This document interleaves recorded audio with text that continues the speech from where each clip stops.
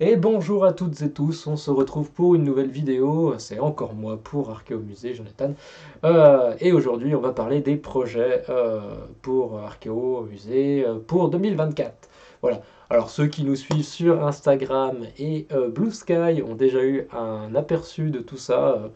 Pour Blue Sky un petit peu plus récemment que sur Instagram où j'ai mis un petit peu plus d'infos, etc.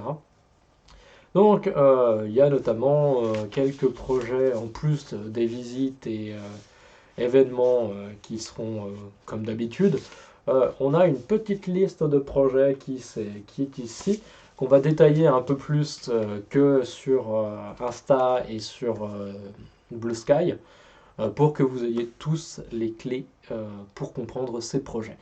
Alors, un des projets qui a eu le plus de demandes, c'était le projet Archéoboîte. Donc, comme son nom l'indique, hein, comme je le disais sur Insta, c'est des boîtes. Donc, c'est des petites boîtes thématiques qui vont à chaque fois présenter euh, donc, la stratigraphie pour les deux premières, en tout cas, elles ont ça en commun. Et après, il y a un autre thème qui va avec. Pour la première, on sera sur l'anthropologie. Alors, vous ne voyez pas forcément parce que c'est mes dessins et mes textes. Et le second sera sur le pillage archéologique, puisque pour prévenir, il faut valoriser, bien sûr, et présenter ce qu'est le pillage. Aujourd'hui, il faut sauvegarder notre patrimoine et notamment, ça passe par l'information aux gens et pourquoi pas avec ces petites boîtes. Donc ces petites boîtes, elles sont prévues pour des animations potentielles en stand, des explications en stand, euh, qui va avec un autre projet du coup. Donc la première sur l'anthropologie.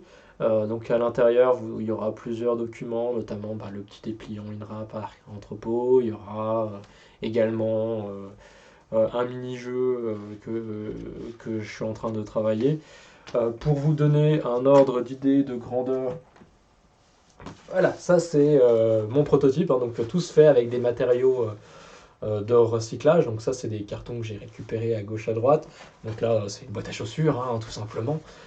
Donc, hop, elle s'ouvre. Pour le moment, rien n'est fait, hein, tout est encore à construire. J'ai juste mes matériaux qui sont là. Et donc, vous allez avoir d'abord la boîte qui va se présenter comme ça aux gens. Et ensuite, hop, on va avoir cette partie-là. Et donc, vous aurez les couches stratigraphiques qui seront présentées sur le côté. Alors, si j'arrive à bloquer, voilà. Et en fait, bien, on peut montrer après, hop là, les différentes couches qui seront également ici, sachant que ce sera donc les structures qui seront là, mais oui, je pense que cette partie-là, notamment ça sera collé sur la partie ici qui se démontera, puisque donc il y aura notamment, alors si j'enlève cette planche-là qui va me servir pour autre chose, on va avoir une première partie qui sera notamment la couche de, qui est constamment retournée. Puis après, on aura une vue en plan et une vue en coupe d'une structure à fouiller. Donc là, en l'occurrence, ce sera une sépulture, une inhumation qui sera présentée. Il y aura aussi le sol naturel, le sol géologique, la couche géole qui sera en dessous, qui ne bougera pas. Mais voilà, en gros, on va avoir ces données qui pourront être amovibles pour certaines euh, et d'autres pas du tout. Voilà, le but, c'est vraiment de proposer des petites choses. Alors là, celle-ci est un peu plus comasse pour l'entrepôt, parce qu'il y aura un mini-jeu dedans. Mais celle qui est prévue sur le pillage aura notamment aussi beaucoup d'informations, documents à côté, euh, qui permettront aux gens aussi de s'informer à côté de ce qu'est le pillage, de pourquoi est-ce qu'il ne faut pas utiliser, etc., de détecteurs de métaux, enfin voilà, tout ce qu'il faut savoir sur l'archéologie et le contexte notamment en archéologie. Notamment la petite BD, je vais voir pour contacter la personne qui l'avait faite sur le détectorisme. Alors je sais qu'il y a je vais mettre probablement la grande affiche aussi de l'INRAP avec qui avait fait l'auteur, le dessinateur 50 nuances de grec et de Selection the City, Joule, qui avait fait du coup une petite illustration sur la détection. Enfin voilà, c'est prévu pour une boîte un peu complète sur un sujet. Voilà. Pour le moment, j'en ai prévu que deux. Il n'est pas impossible que dans le futur, il y en ait d'autres. Il faut que les idées me viennent. Là, j'avoue que c'est des idées qui ont cristallisé en 2023 et que je veux essayer de faire aboutir en 2024. Voilà, donc c'est pour ça que j'ai tout mis sur papier aussi. C'est pour essayer de me motiver un peu plus. Dans les autres projets, on a le projet au musée. Alors ça, c'est tout simple. Le but, c'est d'organiser des groupes de rencontres entre personnes passionnées d'archéologie, de visites de musées.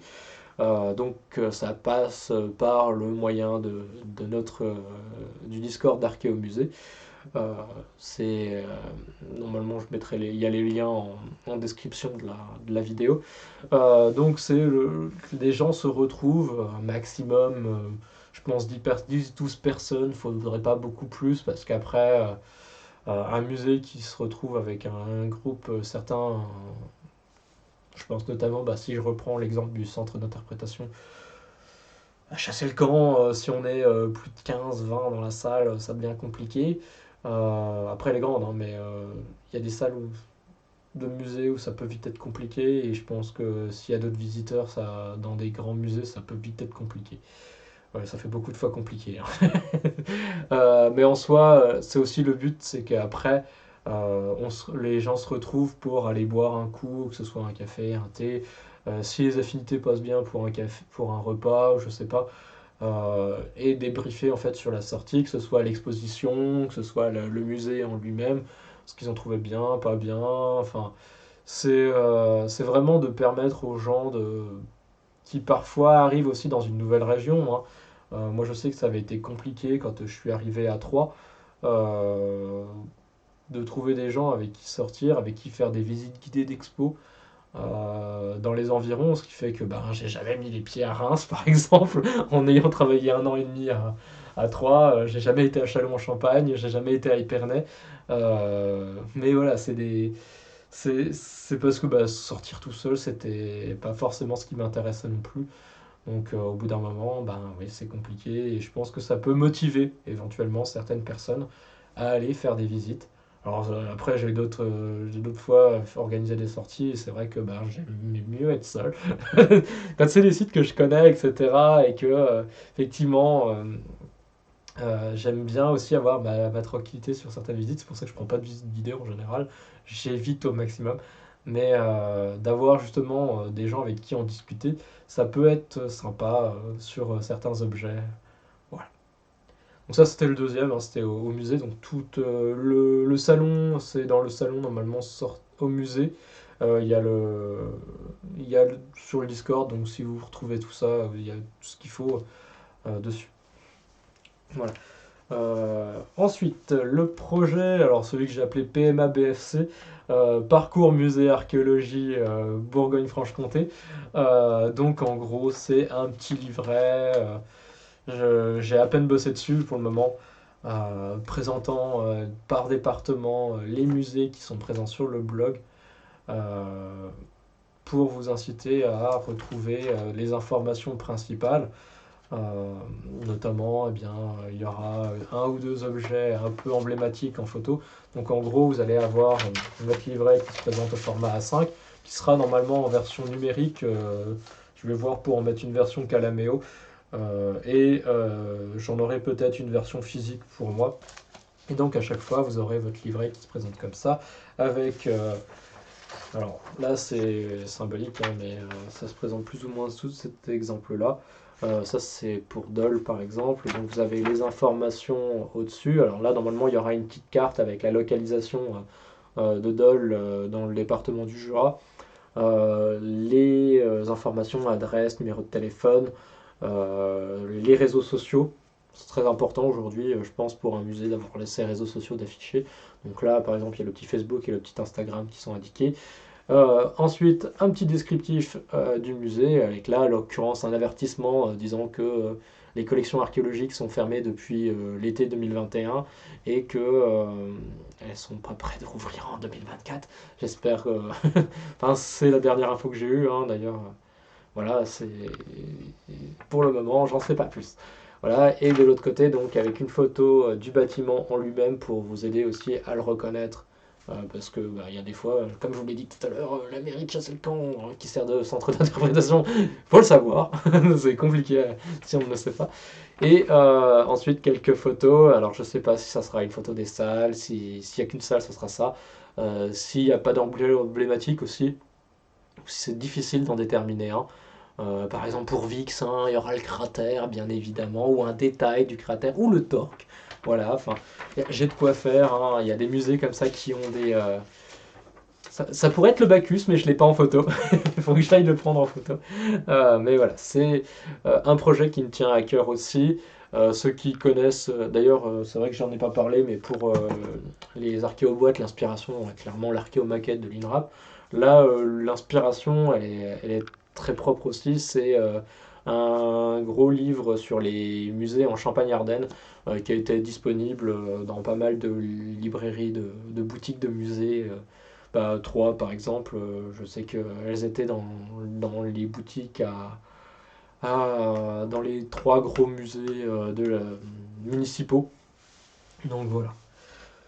Voilà, c'est les petits projets qui sont là, qui sont en cours. Là, pour le livret, il est en cours d'écriture. Il faut que je réalise tous les pictogrammes.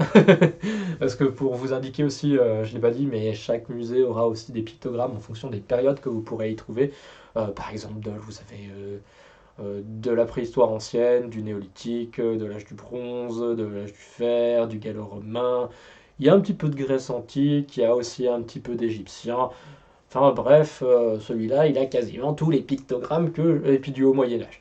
Donc il a vraiment quasiment tous les pictogrammes que je vais que je vais créer. Chaque pictogramme aura un petit symbole et une couleur associée. Donc comme ça, vous pourrez retrouver, il y a une page de présentation, bien sûr, avec les différents pictos en début d'ouvrage. Voilà, je crois que j'ai fait le tour, sachant qu'il n'y a pas de questions sur le chat non plus pour le moment, mais si jamais il y en avait dans les commentaires, vous pouvez me laisser un petit mot, j'y répondrai le plus rapidement possible. Il me reste deux projets à présenter. Le projet Éduin, avec un S entre parenthèses, à Bibracte. Alors certains me diront, oui, mais bon, Bibracte, c'est la capitale des Éduins, donc c'est logique qu'il y ait des Éduins à Bibracte. Oui, certes, mais j'avais pas d'autre nom pour ce projet photo. Donc l'idée, c'est d'avoir des personnes en tenue de reconstitution gauloise, potentiellement romaine aussi, puisque n'oublions pas que les Éduins étaient les copains des Romains une grosse majorité du temps. Il y a juste un moment dans la guerre des Gaules où il y a eu... ils ont retourné une fois le saillon, puis ils l'ont retourné une deuxième fois. euh, Ils étaient copains des Romains, puis après ils ont rejoint la coalition gauloise pour ensuite rejoindre les Romains. C'est un peu... voilà. Donc c'est un projet photo qui sera autour notamment des vestiges visibles à Bibracte, sur le Beuvray, donc je pense notamment sur le morceau de reconstitution du Murus Gallicus, au niveau des maisons, etc. Enfin, probablement sur le plateau aussi, avec la vue sur les environs, enfin sur Autun, etc. Enfin, c'est vraiment de pouvoir donner un peu donner un peu vie aux vestiges à travers une ou plusieurs personnes qui viendraient. Alors c'est pareil, hein, qu'il y ait un ou plusieurs photographes, ça sera assez aléatoire, sachant que personnellement j'ai prévu d'être en double casquette, sauf si je suis seul. Alors pour le moment, je suis en train de constituer mon costume. Notamment, il me reste encore un ceinturon pour l'épée qu'on voit derrière et des bijoux à acquérir. J'ai déjà deux trois petites choses, notamment ce magnifique gobelet de type Pibracte, enfin qui est fait selon un modèle découvert à Pibracte par là c'est Fiona Moreau, l'atelier Figulina. Si ça vous intéresse, c'est pareil, donc j'ai cousu moi-même mes braies et ma tunique, mais j'ai un galon ceinture qui vient de chez l'atelier de Sagilia, tout comme elle a teinté mon manteau. Et, et j'ai une fibule qui vient de la fonderie de Chaloutre. Voilà, donc commence déjà à me faire mon matos. Il me manque un vrai torque parce que celui-ci c'est juste une inspiration. Des bracelets. Je sais pas si je me mets des anneaux de cheville encore ou pas. La grande question. Mais ce projet, j'espère qu'il verra le jour au printemps, potentiellement pendant un week-end de pont. Et encore, je suis pas certain parce que je me dis qu'il y aura du monde sur le beurre et que ça peut vite être compliqué. Ou alors, du moins un week-end. Et derrière, peut-être en automne, après les journées du patrimoine, histoire d'être un peu tranquille. Voilà, c'est octobre, probablement plus d'ailleurs qu'en septembre, mais voilà, j'ai pas encore défini de date sûre, mais j'espère qu'il verra le jour cette année, celui-ci. Personnellement, j'essaye de tout faire pour que mon costume soit prêt. Il me reste quand même à trouver un artisan du cuir pour le ceinturon et des personnes qui vendraient des bijoux en ligne. Voilà, enfin, c'est encore tout un projet. J'ai bien sûr, hein, c'est tout des choses où je mets mon argent personnel, encore une fois. Mais voilà, c'est. Voilà, voilà. Et le dernier projet qui reste, c'est le projet mercenaire, celui qui a intéressé le moins de gens sur Instagram. En gros, c'est simple, c'est des partenariats en réalité. Des partenariats pour des renforts sur des événements, que ce soit les journées européennes de l'archéologie. Alors les journées du patrimoine c'est mort parce qu'en général je vais travailler, mais voilà, les journées européennes de l'archéologie, d'autres, mettons, je sais pas moi, si on me demande d'aller et de filer un coup de main à une asso sur tel événement pour tenir un stand, ben voilà, peut-être que euh, un musée qui voudrait un stand thématique, je sais pas, pour tel événement, pourquoi pas sur la pop culture, sur enfin, des sujets, il peut y en avoir plein, ça en discussion. Je peux faire pas mal de choses, ça peut être des reportages photos, ça peut être une diffusion de conférence, mettons, je sais pas moi, un musée qui voudrait que sa conférence soit diffusable en ligne, ou tout du moins rediffusée derrière en ligne, ça peut se faire aussi. J'ai le matériel, hein, la preuve, je l'ai déjà fait. Donc pour le coup, c'est vraiment nouer des partenariats.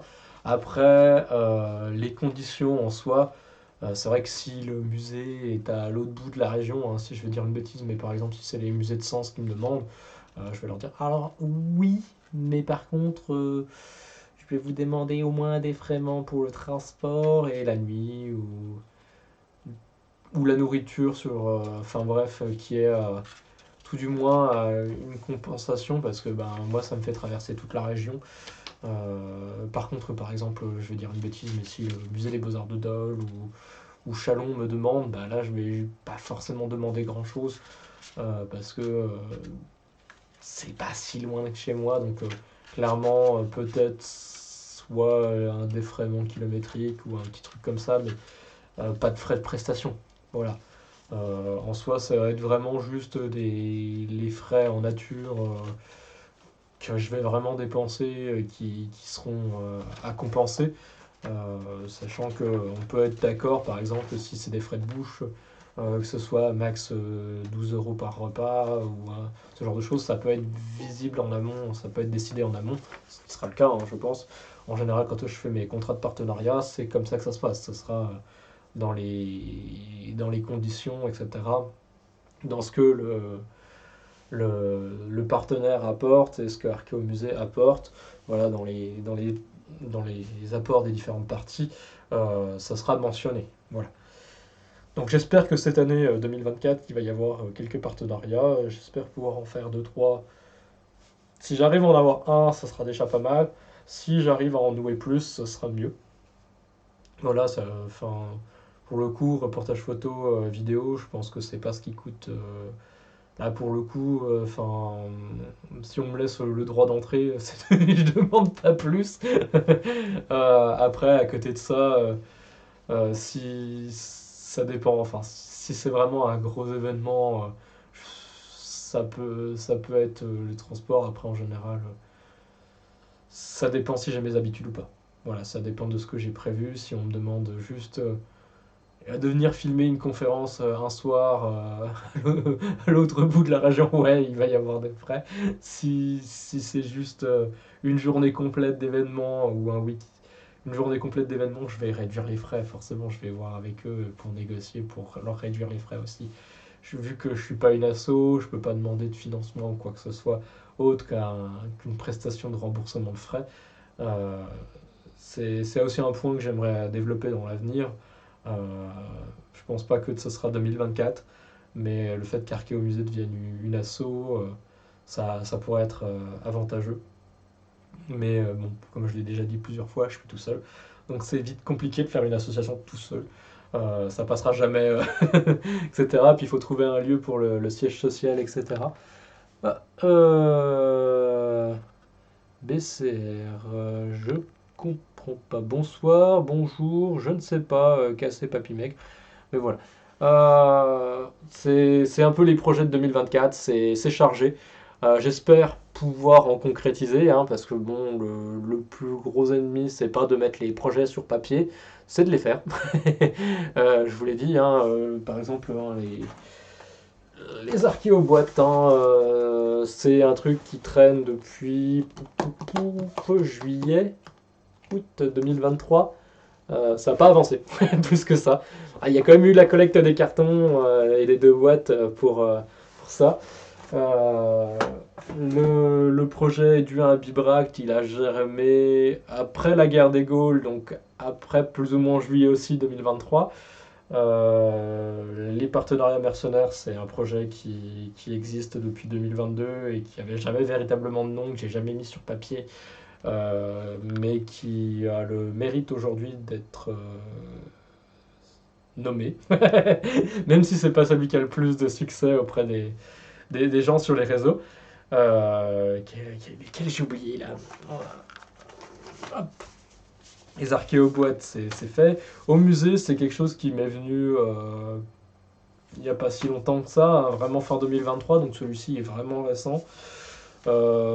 Parcours musée Archéo BFC, c'est vraiment histoire de donner une idée, parce que c'est vrai que quand on visite une région, ça sera vraiment un outil qui sera à destination aussi des offices de tourisme, hein, on n'y pense pas, hein, mais vous allez à un office de tourisme, vous leur demandez, mais il y a quoi à voir en archéologie dans le coin? Ils savent pas. Ils savent pas. Donc ce sera un outil qui viendra un petit peu aider, j'espère, ces chers agents en office de tourisme euh, ou éventuellement certains musées qui ont des collections à rediriger les gens vers des musées qui ont des collections de même période si les gens veulent à pousser un petit peu plus loin, hein. Je pense notamment à Chasser le camp qui nomme bien sûr que les objets qui sont exposés chez eux sont des dépôts de Rollin et de Nom, donc à Autun et Chalon.